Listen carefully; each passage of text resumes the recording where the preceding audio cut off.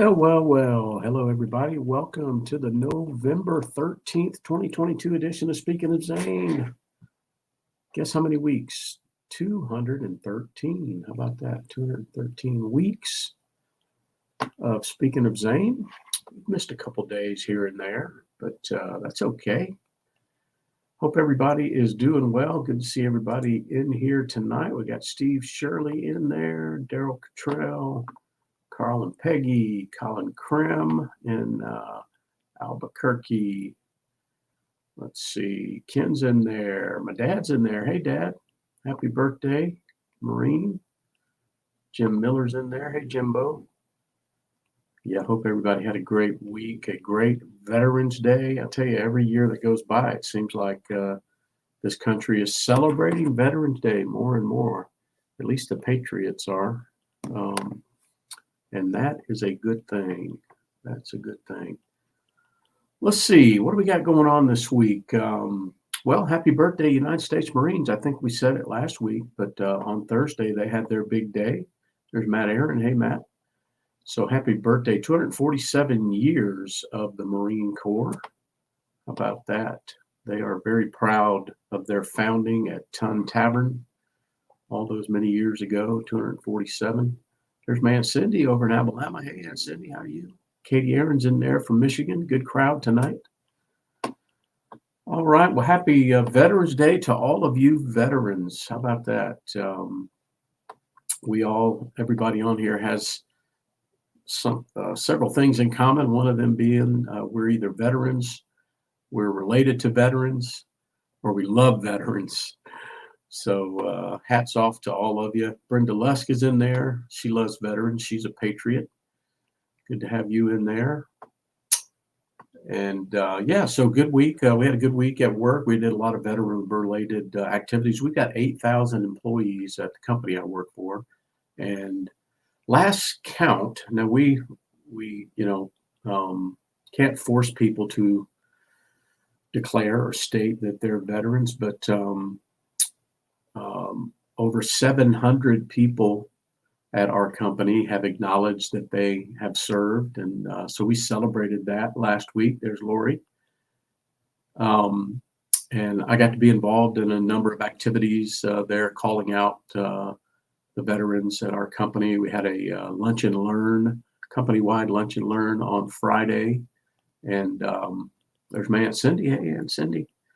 And so we talked about our veterans group at work, and we do a lot of things together and share things with each other and razz each other. And we have a really good community of veterans at work. And I've got several on my team.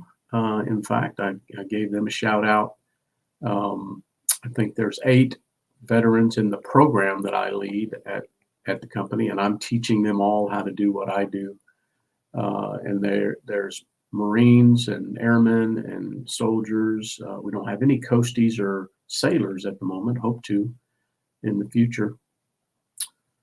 But yeah, so we did a lunch and learn, and I got to, we talked about a bunch of things that we're involved in as a company and then around the country in little pockets. And I got the opportunity again to tell the story of My Warriors Place, a place that we've become connected with, affiliated with at work, a bunch of veterans in the Tampa area. And I got to tell the story of the Hurricane Ian cleanup once again. And we're trying to get some more folks all across the country that are veterans to share those kind of stories because there's things going on out there that our members are involved in. So it was a lot of fun doing that at work and having our leadership of our company acknowledge veterans and what they bring to the workforce. It is a unique set of skills. Less than 1% of us have served, and our population is approaching 10%, 8,000 employees, between 700 and 800 veterans,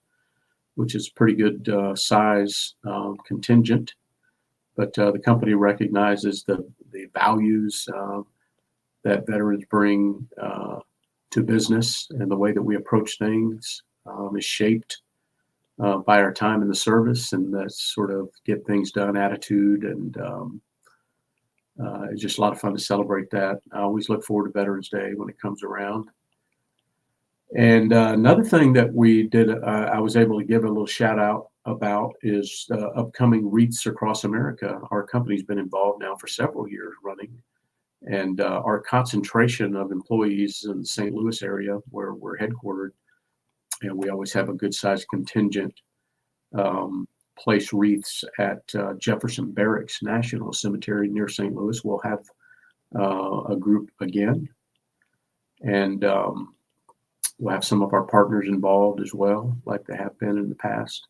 My good friend Jerry at NetApp, he has his father and his grandfather are both buried there. And Daryl, I think you got to meet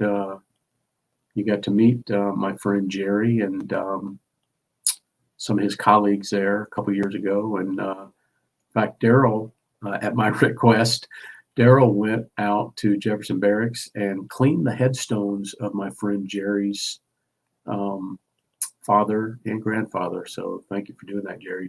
Or Daryl. Jerry was very touched by that. I mentioned Jerry. He's just a good friend. He was in the Army, and his son served in the Air Force. We've been friends now 10 years or so. And his son, you may recall, a couple years ago, his son, who was an Air Force veteran, was working as a civilian contractor on a surveillance plane based in Africa. And the base was attacked by terrorists. And him and the two pilots on the plane were taxiing out to go on a mission. And the cockpit was hit by an RPG, killed both the pilots. And my friend Jerry's son was able to crawl out the back and was picked up and suffered some burns and different things. But geez, what a story. Just crazy. But yeah, my buddy Jerry will be out there. Let's see. Weight loss update. Do I still look thin? I keep getting afraid that I'm going to gain all this weight back. And my lifestyle has changed so much. I don't think that I will do that. 63 pounds. I'm holding steady at 63 pounds. If I can lose one more pound, it'll drop me down into another tier. I won't tell you what that is, but I really would like to get another 10 pounds off by the end of the year, but we'll see how things go. I did my walk today. I usually do about 3 miles a day. And if I'm not able to, I feel terrible because not only do I get the exercise, but I get to see some neighbors. I've got some friends that I say hi to every day on my walk when I go past their house. And I just get out in the fresh air, and it's the end of the workday. And not only am I getting the exercise and feeling really good, I get to clear my head. Sometimes I'll play some music. Sometimes I'll play a podcast. Sometimes I won't play anything, and I'll just think. And it gives me a good 1 hour. I do about 3 miles in an hour, and gives me a lot of good thinking time. And I really do enjoy it. I never thought I would enjoy it so much. But me and my son, Jackson, and his wife, Caitlin, are going to begin playing pickleball. Has anybody played pickleball? Put in the chat there if you're a pickleball player. I'd never heard of it until we moved into this neighborhood. And there's a pickleball court right about a half a mile from the house. And I go right past it on my walk every day. So I need to get a little more upper body exercise going, and maybe the pickleball will be good. It's getting kind of cold right now, though, but that'll be all right. 34 degrees right now in Ackworth, Georgia. I know some of you have already been experiencing some flurries or snow and really cold temperatures up north. But let's see. Speaking of Jackson's GoFundMe that I started, the very first, only GoFundMe I've ever done. And it was in an effort to get him over the hump in getting his private pilot's license. Thanks to everybody who's contributed. It's up to about $1,500, which is very helpful. That gives him about 3 lessons right there. And he needs maybe 10 more, maybe 7 after that. So the donations keep coming in for that. We're going to make sure he gets across the finish line one way or the other. But good stuff. Lori wanted me to share that she got a new batch of thank you cards in for suitable for. See, it's got the American flag with the blue line in it. Let me see, it's got something on the back here. It says, "What is a hero? An ordinary person facing extraordinary circumstances, acting with courage, honor, and self-sacrifice." That certainly seems to sum up first responders, doesn't it? But Lori wanted me to share it. She's got some more in, and I think Aunt Paula wanted some, so we'll be sending some more to her. Got a box of them here. But that's kind of a cool thing Lori does there, hand those out. I think she even got stopped for speeding or something, or a turn signal or something, and she gave the officer a thank you card. I don't know the whole story behind that. I probably don't want to know. But Steve says pickleball is fun. Okay, Steve. Yeah, it's right around the corner from the house here. We have a league. But I think on our HOA community page, you have to reserve. There's like 2 or 3 courts there, but you have to reserve them certain times of the day. But okay, well, there's a little pickleball history for you there. Matt chimed in there, but yeah, it should be fun. I'm looking forward to it. We've got the pickleball stuff, paddles and balls and all that stuff, so we're ready to go, I think. All right, well, let's see. What else do we got going here? Hat of the week. As you guys know, hat of the week always has something to do, usually has something to do with what's going on here at the wonderful, fabulous McDonald Estate and Insane Asylum. And this is a sad occurrence as to why I'm wearing this hat and this shirt today. And it's to honor 5 crew members on the Texas Raiders B-17 and 1 on the Bell P-63, I think it was, King Cobra, 2 World War II era planes. Unfortunately, they collided yesterday at the Dallas Wings Over Dallas Air Show, and no survivors. 5 in the B-17 and 1 in the Bell. Terrible. If you've seen the video by now, it's just horrendous. Those guys never knew what hit them. I mean, that if there's anything you could hope for, is they never felt anything, and that's certainly the case here. I mean, it was over in a fraction of a second, and just a terrible tragedy for sure. I've had the opportunity to see Texas Raiders, which is the name of the B-17s, based out of Midland, based near Houston, I think, the Commemorative Air Force. And I've had the opportunity to see Texas Raiders several times. I don't know how many, but the couple of the most recent, let me share. A couple of the most recent times were earlier this year. I forget the day, it might have been May. But I was over at the Kennesaw Airport, KRYY, watching my son Jackson, speaking of Jackson, do some solo work, and he was in the pattern at Kennesaw, and to his surprise, as he's flying a Cessna 172, and he couldn't believe that he's in the pattern with this B-17, which means they're both doing circuits around the airport, touch and goes and full stops. And the B-17 Texas Raiders was there earlier this year, and Zane's a big aviation, or Jackson's a big aviation buff, of course, and got some pictures of it. Here's a picture from a couple years ago. Lori and I drove up to Rome, Georgia, about 30 miles away, and there was an air show, and Texas Raiders was in town. It was in May of 2021, and Texas Raiders had made a trip down on their normal circuit. They came down for Memorial Day, and they were actually as far down as Savannah, and they actually did a flyby of the Mighty 8th Air Force Museum, which has the B-17 City of Savannah, the one I've worked on for the last decade or more, 12 years. And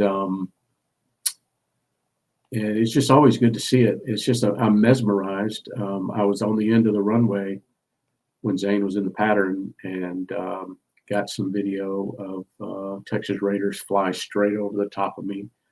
And it was crazy. This picture here is Lori and I went up to Rome and got quite a few pictures. It was on static display there, and then eventually flew. I got some footage of them taking off, but just a fabulous aircraft. Got a chance to talk with some of the crew members, and I don't know if any of the crew that perished were on the Rome trip or not, but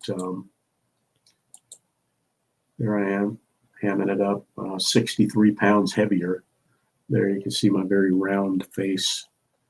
But I could spend days crawling around, in and around and through these classic warbirds. And unfortunately, this one is no longer with us.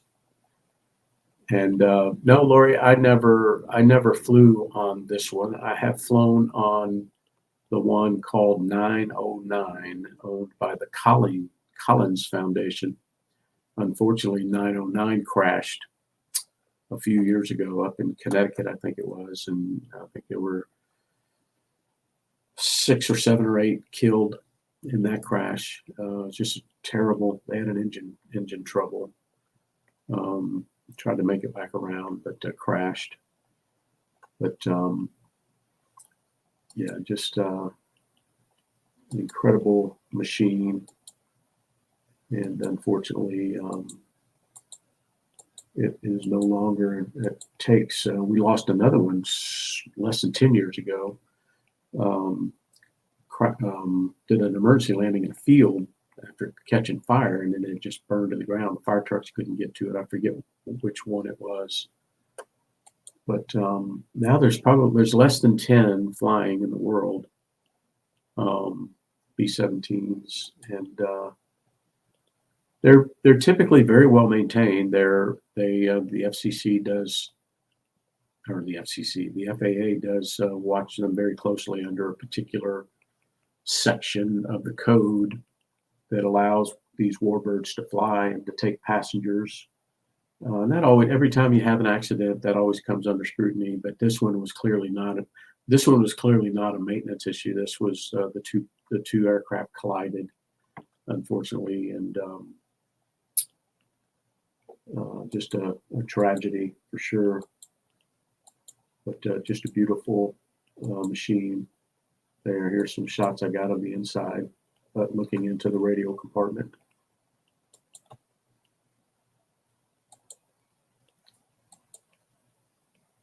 There you can see the Cheyenne tail turret.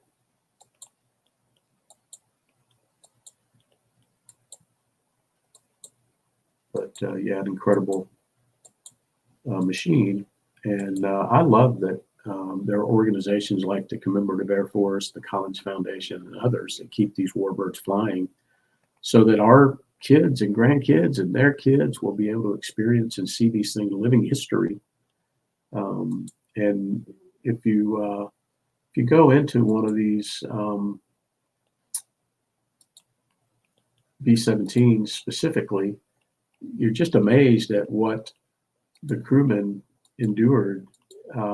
Flying at 30,000 feet, sub-zero temperature, and they have to plug in their suits to stay warm, and they have to stay on oxygen, not pressurized. But the skin is so thin in these aircraft. It's like the thickness of a beer can. I mean, it's like just incredible. And you've seen, I'm sure, pictures from World War II of the flak piercing the skin, and it just goes right through. And it's just so thin, but fascinating to me anyway. I really love the B-17. But anyway, so this is the hat of the week in honor of those that were lost on Texas Raiders. Okay, Colin says he got to fly on 909. Okay, you flew on it maybe 10 years after I did. I think it was about 2006 or 7, something like that. I flew on it. Lori got me I don't know what if it was for a birthday or something, but she got me a flight, and I did it out of Savannah, Georgia, when we were living down there. But I'll never forget it. Fascinating experience. I had a lot of good pictures of that, and of course that aircraft no longer with us either. But terrible. Okay, how about this week in military history? Well, let's see. My good friend Steve Shirley sent in some items. If you stumble across an item that you want to call out in military history, send it to me like Steve did today. Steve sent me a few of them, and I'll put them in here. That saves me a little bit of work. So, Steve, I appreciate that. On November 13th, 1942, the American light cruiser USS Juno was sunk at the naval battle of Guadalcanal. 687 men were killed. Among the dead were the 5 Sullivan brothers. You've no doubt heard about the Sullivan brothers. The Sullivans enlisted in the Navy with the stipulation that they serve together. Well, after that, and after they all perished together, I think the military changed that accommodation and would no longer let siblings serve together. But Sullivans, I should have looked this up, but there is a ship, a naval vessel now called the USS the Sullivans in their honor. All right, so November 13th, 1982. 1982 was the Vietnam Memorial in Washington, D.C. was dedicated. How about that? 40 years ago. Wow. And I've had the honor, privilege of visiting probably 4 or 5 times. The most memorable with my dad. My dad got to go on an honor flight. When was that, Dad? 4 years ago, maybe? And he didn't know I was coming. He had a chaperone, and my sister drove him over to Brunswick, I think, and they flew out of Brunswick, Georgia, up to D.C. And I thought, my sister said, "Hey, Dad's going blah, blah, blah." She said, "You ought to try to go. You ought to try to go." Well, it was too late for me to be part of the actual contingent, but I just decided I'd fly up there. I flew up there. I got there before their plane did, and I went, took an Uber from the airport and went to the Air Force Memorial. I had never been to the Air Force Memorial. The big spires, 3 spires going up. It's a fantastic memorial, but I went there, and that was one of their first stops, and surprised the heck out of them. Walked up behind him and said, "Hey, how's it going, Marine?" And he turned around. Oh my gosh, he was surprised. Were you surprised, Dad? I think he was surprised. Anyway, we ended up spending the whole day together. I wasn't with the official group.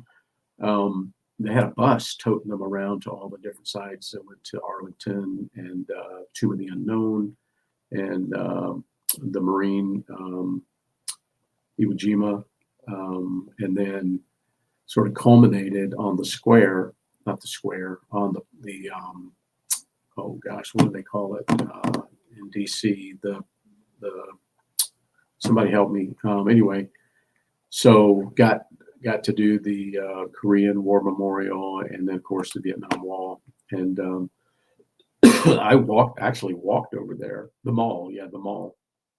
I walked over there from Arlington, walk across the bridge. I left Arlington after we did the Tomb of the Unknown. Of course, I went there a little bit early before they got there, and I got to see Michael Heiser and Michael Anderson, who was a glass pilot and perished on Space Shuttle Columbia. And oh man, I got to see a couple of others I made a point of visiting. I didn't know about Ken at the time, or I would have visited Ken's dad, who's there. It may have been before Ken's dad passed, but anyway, when we were done there, they took the bus. I walked across the bridge there and got over to the mall, and then we did the Vietnam Wall together. Just a fascinating memorial if you've never been there. Okay, let's see. On November 13th, 1970. Oh, this is this is Steve's funny this week in history. Not necessarily military history, but on November the 13th, Felix Unger was asked to remove himself from his place of residence. That request came from his wife. How many remember Felix Unger and his roommate, Oscar? That was The Odd Couple. That was The Odd Couple. How about that? That was a good show.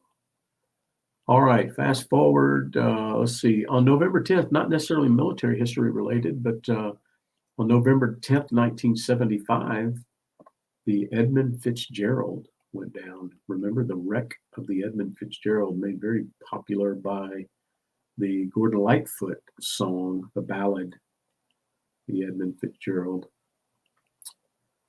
And then on November the 11th, 1982, Complex 571-7. Complex 571-7. Anybody have an idea what Complex 571-7? If anybody had any inkling of what that is, it would be Ken, but he may not even know. This was a little before his time when it was in service. But Complex 571-7 came off of alert on November the 11th, 1982. That was 40 years ago. 40 years ago. Yep. Whoever the Facebook user is there says the Titan. Yeah, it's the Titan Missile Museum now in Tucson, Arizona. And I've had the pleasure of visiting there on one of my trips to Phoenix. I drove down, and fascinating museum, absolutely incredible to be on the other end of what we were involved in with the Looking Glass. Of course, we were Minuteman missiles, but Titan predated us. But same, a lot of the same equipment, and just a fascinating tour. Great docents, and there's a missile in the silo. But that complex came offline in November of '82. I think Ken was probably still in college. But Ken, I say Ken because Ken was a missileer. Okay, and then something near and dear to most of us gathered here on November 10th, 1989. November 10th, 1989. The Berlin Wall came down.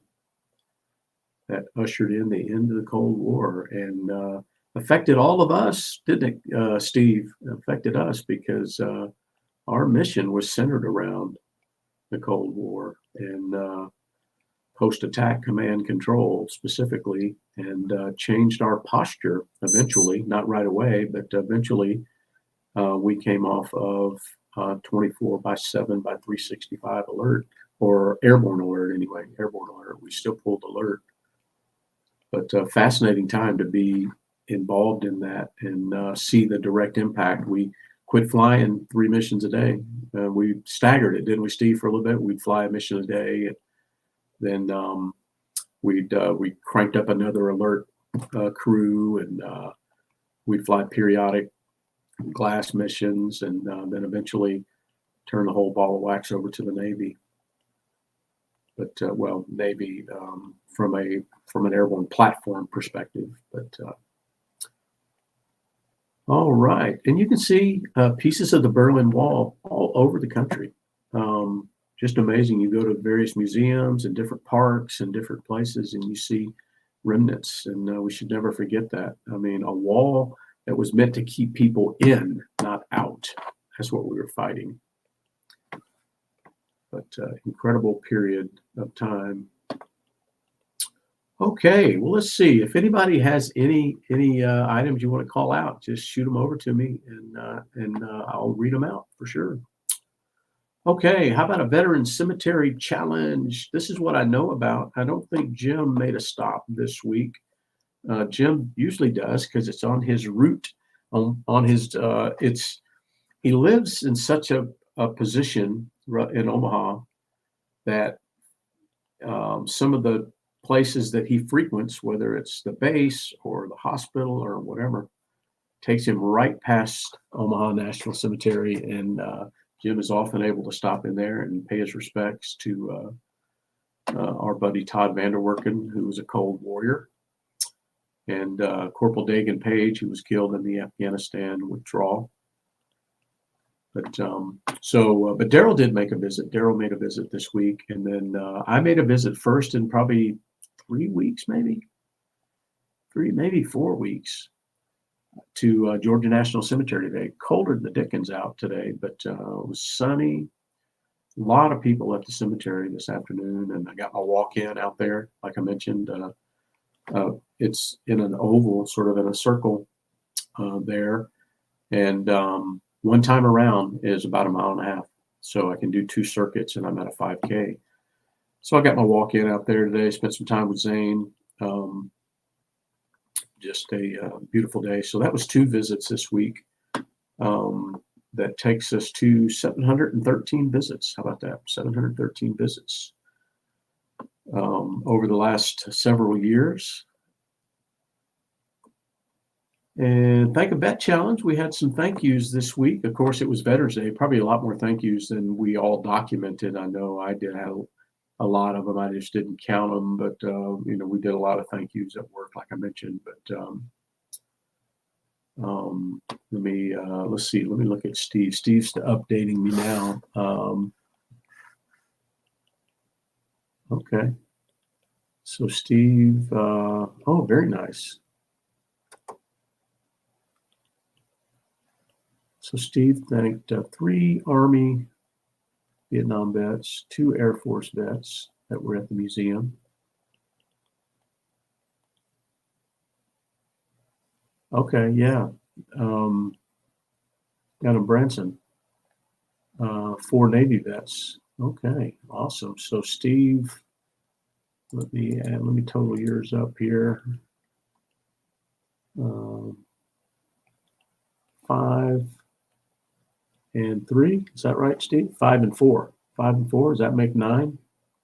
That's Air Force math. I think that's 9 for Steve, which takes our count up to, I won't tell you the figure yet, but if I add 9 here,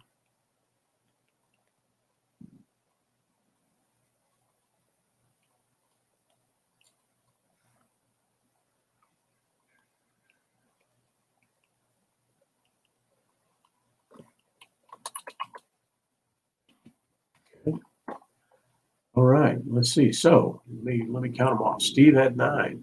Daryl had an Army vet that he thanked at lunch the other day, 2 Air Force vets, and a Korean War Marine Corps vet.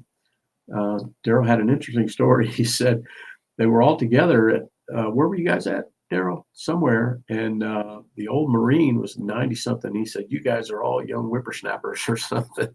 And Daryl's in his 70s. So somebody has to be up there to be calling Daryl a youngster. But and then at church, they had a ceremony at church honoring veterans. So Daryl thanked 4 Army, 1 Marine, and 3 Air Force vets there. So Daryl got 1, 2, 3, 4, 8, 9, 10, 11, 12, I think. Not too shabby. And Jim did have a thank you at the Jim thanked an Air Force vet. He was a SAC Elite Guard. And then Ken thanked a Marine Vietnam vet. And then Dad thanked a Marine vet at the doctor's office. Dad said that he was at the doctor's office, I guess, with my mom, and thanked this Marine. And the Marine said, asked my dad, if my mom asks, "Is that your mom?" And my dad's 78 years old. Oh gosh, crazy. So if I add all those up, I think I'm right when I say we had 24 thank yous this week. Probably many more than that, but 24 that we documented, which takes our count over the 1,800 mark. So we're at 1,806 thank yous. How about that? That started pretty innocuously. Um, you guys know the story by now, but I thanked one at the airport in Houston, and came back home on Sunday and challenged you all to do the same. And look where we're at, 1,806 thank yous later. How about that? Good stuff. All right. Well, let's see. Organizations. Well, let's see. I mentioned Reach Across America. So here's the deal on Reach Across America. I'm coordinating one effort with my work, and that's primarily for folks that are going to go place REITs at Jefferson Barracks. But I'm also coordinating a visit, which Lori and I will be involved in here at Georgia National. And I've got a custom website, a Speaking of Zane, Reach Across America website that I've used in the past that helps us to sponsor REITs. Oh, by the way, thank you, Jimbo. Jim Miller sponsored REITs for Zane at Georgia National. Thank you, Jim. But if you'll give me a day or so, I just emailed the lady again. I'm trying to get that website turned back on. They turn it off, and you have to reinstate it each year. And so I got my work one up and running, but the Speaking of Zane one, I'm waiting on them to turn it back on, so I don't have to recreate it again. And anyway, I'll let you guys know about it. And if you want to sponsor REITs there, you can. If you want to, anybody that's in Georgia that wants to come out with us, I'll be sharing that with all my coworkers here in town and some others. You guys are welcome to do that. But I know that all of you live probably within a short distance to a veterans cemetery and national cemetery. So if you guys are gonna participate, man, we want you to document it. We want to see some pictures. I do anyway. So that'll be fun. But if you want to help with the Speaking of Zane group, here in the next day or so, I should have the link for you, and you can check it out. But until then, you can just go to Reach Across America. In fact, I'll put the link in the chat here. This is one for my work, but you can go there and you can navigate, and it'll show you. You can go look at the different places that the ceremonies are being held. It's over 3,400 locations across the country, across the world, actually. But most of those, of course, are in the U.S. But you can go check it out there. But that'll be so. So here's the deal. If you want to sponsor REITs, the cutoff, I'm told, is November 29th. November 29th, because they have to. They transport all these REITs from Maine, where the farm is, and all the trucks have to make their way across the country. So November the 29th is the cutoff for this year. And then the actual wreath placement is on December 17th. So it's the Saturday before Christmas. Very convenient. And I think it's true, at least it is in Georgia, and it is at Jefferson Barracks, that it's 11 a.m. local time, whatever your local time is. But check your location because it could vary there. But I know in Georgia it's 11 a.m. and in St. Louis it's 11 a.m. Central. So last year, Lori wasn't able to go for some reason, but I had several folks from work and some, mostly from work. Probably had a dozen that came out, and it was a very good day. So we'll be looking forward to that. It's sneaking up on us pretty quick. Okay, let's see what else is going on. By the way, their motto or slogan this year, Reach Across America, is "Find a way to serve." Find a way to serve. Everybody can find a way to serve. and that's their mantra this year.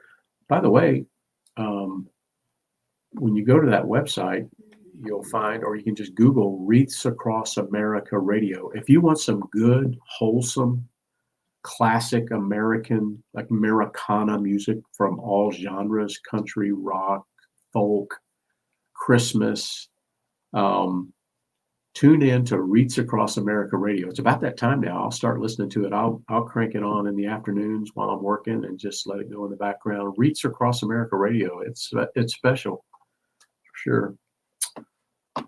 Okay, well, let's see. Oh, speaking of the Marine Corps birthday, you guys probably saw my post on the Facebook page, but our friend Ralph Roker and his wife Carrie. Ralph's a retired Marine, and Carrie is a veteran, former Marine, and they own Simplify Bar and Grill, our favorite little bar and grill, and it's really kind of a museum, if you want to know the truth, with all the memorabilia. But they serve up a lot of good food for sure. But they had the Marine Corps birthday. It was rainy that day, but they still had it, and you saw some of the clips. I didn't get over there, but you saw some of the clips that they posted on Facebook. But certainly the biggest Marine Corps birthday in Georgia, probably in the Southeast, I think. Yeah, so that was good. And then they were featured on the news. And then My Warrior's Place, always something going on there. You can win a yacht. I think the raffle's still going on for that. So go to mywarriorsplace.org, mywarriorsplace.org. And then if you're interested or know somebody who's interested in going there for the purpose that it was built for,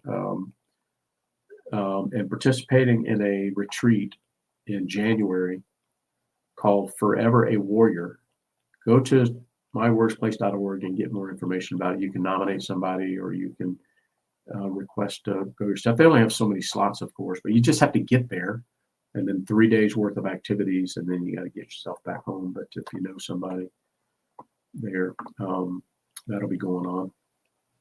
Somebody asked how'd they fare with the weather. Yeah, the weather, they got a lot of rain in Tampa as a result of Tropical Storm Nicole. This happens to be my boss's name, Nicole. But it came in on the East Coast this time, so they didn't have any adverse effects or any damage there at My Warrior's Place this time. Hopefully that was the last storm of the year, but we'll see. Okay, what am I missing? I don't think I'm missing anything. Matt, I'm going to check with you every week until you give me an update on your colleague there, Sergeant First Class Jason Gibbs. Whenever you get an update about him, just pipe up and let us know how he's doing. He had that same ailment that Steve Shirley had. And I tell you, I saw Steve.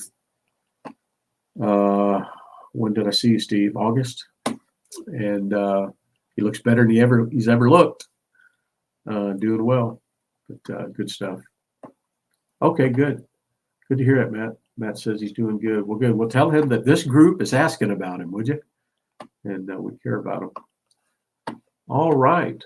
Well, I think that's it. Let me, in honor of the Texas Rangers, or Texas Raiders, I'll throw my other Texas Raiders hat on. The story behind that, Lori and I were there at the air show together, and she thought she'd surprise me and get me a T-shirt and hat. And she asked me which hat I wanted, and I said both. So I wound up with both hats. I like this front-on view of Texas Raiders. And anyway, sad day for sure. Okay, gang. Well, that's it for this edition of Speaking of Zane. Have a great week. Make it count. We're coming into the holidays. This is the last full week before Thanksgiving, and we'll look forward to seeing everybody next Sunday night. Once again, for Speaking of Zane, it'll be, what will it be, our 214th edition next Sunday, and look forward to hearing from you guys again next week for Speaking of Zane. Take care, everybody. Have a great week. Find a way to serve.